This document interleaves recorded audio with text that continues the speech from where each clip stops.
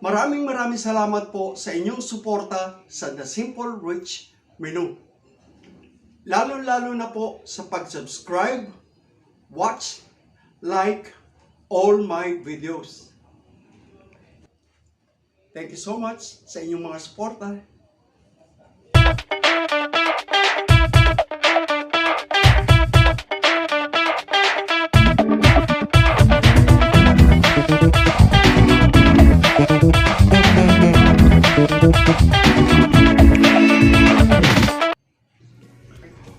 Okay po mga dudes, ngayon po ay ipakikita ko sa inyo ang sahog ng ating gagawin OKOY.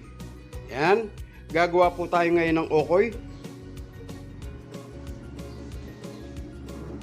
Kung makikita niyo po, ayan po, meron po tayong kalahating putol ng kamoting kahoy, isang kamote, isang hiwa ng kalabasa, isang pirasong gabi. Ang gabi po at kamuting kahoy ay magsisilbing binder ng ating OKOY. Hindi na po tayo gagamit ng flour. Instead, kamuting kahoy po at gabi ang ating gagamitin. Meron po tayong bawang, 3 pirasong sibuyas, toge, wala po tayong cilantro or wala po tayong kinchay, kaya dahon po ng celery ang ating gagamitin. Yan. Lalagyan po natin ng maliliit na hipon. Mas masarap po ito at mas malinamnam. Tinanggalan na po natin ng ulo. Siyempre meron po tayong asin, black pepper, at cornstarch. Ang cornstarch po ay nagsisilbing pang crunchy ng ating ipiniprito or pampalutong. Kaya lalagyan po natin ng konting cornstarch. Okay po, mamaya po ay ipakikita ko sa inyo kung paano natin hiwain ang ating pang OKOY. Okay po mga dudes, una po ay gagadgarin natin ang ating kamote or ang ating gabi. Ito po ang magsisilbing binder ng ating OKOY. Hindi na po tayo gagamit ng flour. Yan. Sasamahan po natin ng konting kamoteng kahoy. Okay, ngayon naman po, matapos natin gadgarin ang ating gabi ay ang ating kamoteng kahoy. Yan. Ganyan lang po ang gagawin natin. At mamaya po ay pagsasama-samahin lang po natin ang ating mga ginayat na gulay.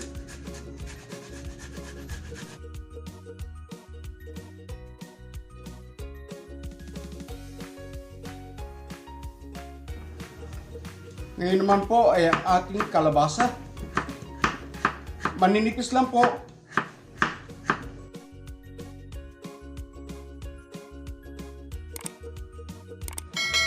Ngayon naman po ay ang ating kamote.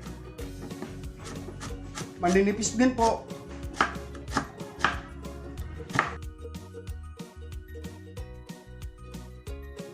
Okay po mga dudes, ngayon po at iwanan lahat ang ating mga ingredients. Imi-mix lang po natin. Ayan po ang ating kalabasa at ang ating kamote.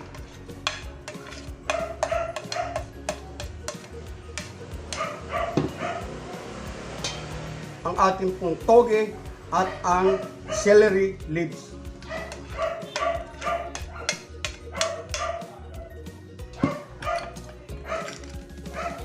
Ating pong sibuyas at bawang.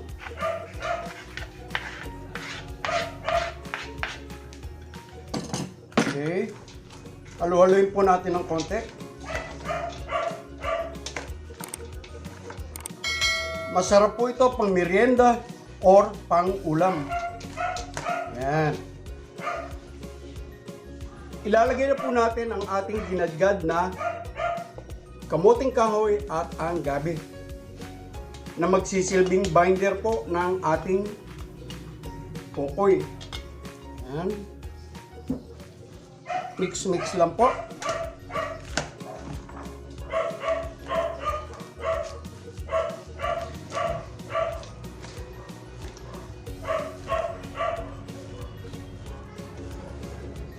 Ayan po mga dudes, at mix na po.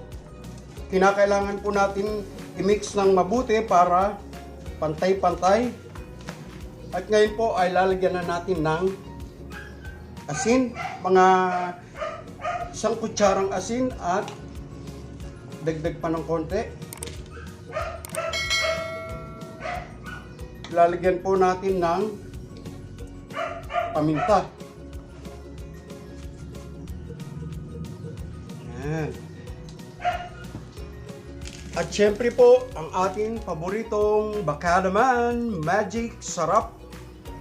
Pangatlong beses ko na po itong gamit sa isang sachet lang. Napakalinamnam na po at napakalasa ng ating niluluto. Yan.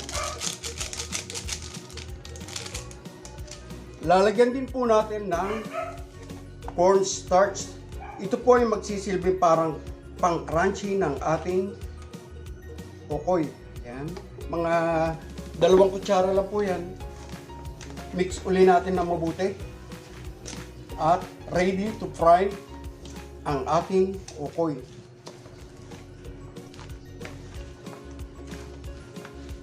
Yan. Mix lang po mabuti para pantay po ang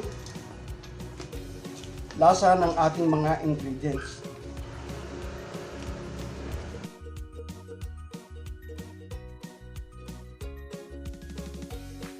Hintayin po natin siyang medyo mag-melt ng konti at mag-combine ang lasa bago natin siya i-fry o i-prito. Okay? Okay po mga dudes, ngayon po ay nagpapainit na tayo ng ating kawali. Nilagyan na po natin ng mantika. Huwag pong masyadong maraming mantika. Okay lang po yan. Ganito lang po ang gagawin natin. Lalagay natin dito. Pagkatapos, lalagyan po natin sa ibabaw ng maliliit na hipon. Yan.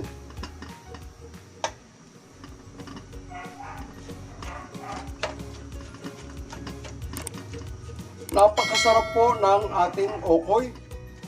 Puro gulay po ito.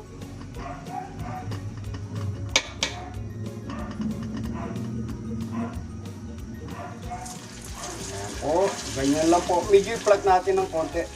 Ayan.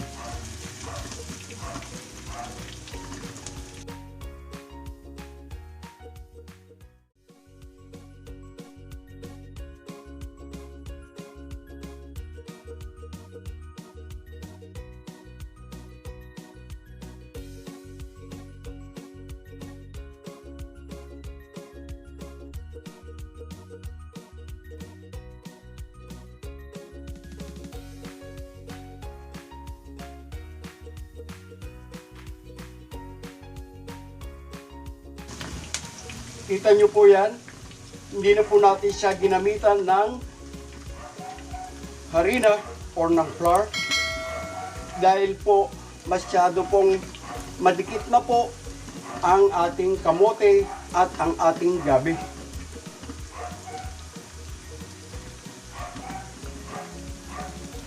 Babalik-balik na rin po natin para yan.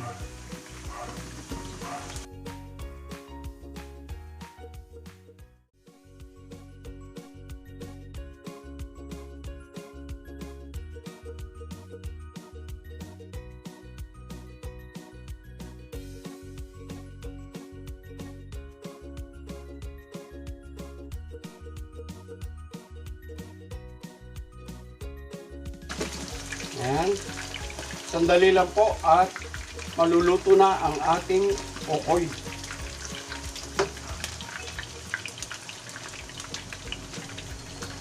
Yung pong hipon, pwede niyo rin pong isama sa pagmimix. Okay lang po yun.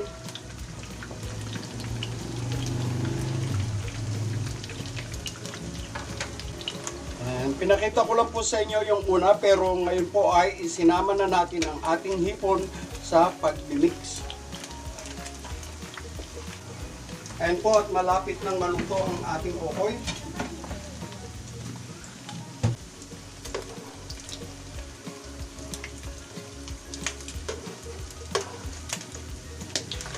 Ayan.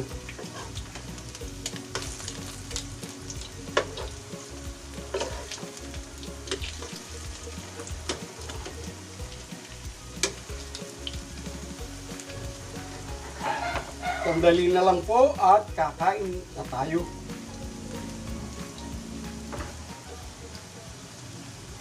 Yung una po ginawa natin na okoy balingoy ng Quezon. Purong kamuting kahoy po yun. Pero ngayon po ito po yung okoy na Tagalog. Ginamitan lang po natin siya ng gabi at ng kamuting kahoy para sa ating binder. Ayan po, luto na ang ating okoy. Ilalagay naman po natin ito sa plato na may tissue para po mawala yung excess oil. Yan.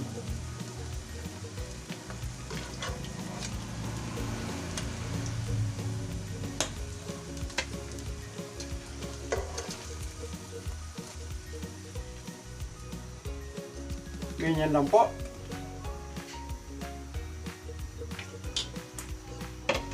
At magsasalang po ulit tayo ng pangalawang salang ng okoy. Ayan po, at malapit na rin maluto ang ating pangalawang salang. Shout out po kay Vivian, kay John Riley, John Renzo ng Batangas. Okay, shout out sa inyong mag-anak. John Riley, John Renzo, and Vivian. Yan.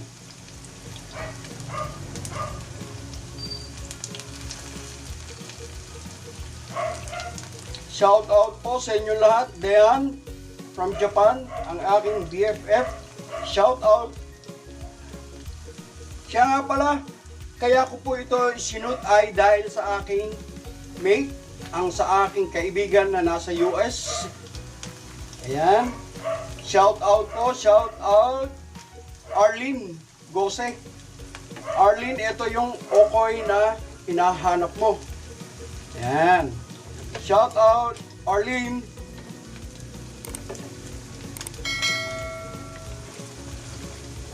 Ayan. Arlene Gose.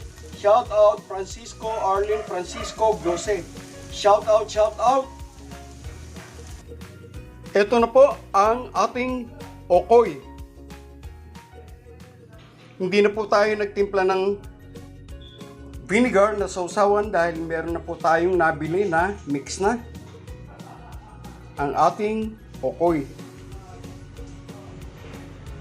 Thank you for watching and please subscribe. Don't forget to like and share the videos. Thank you.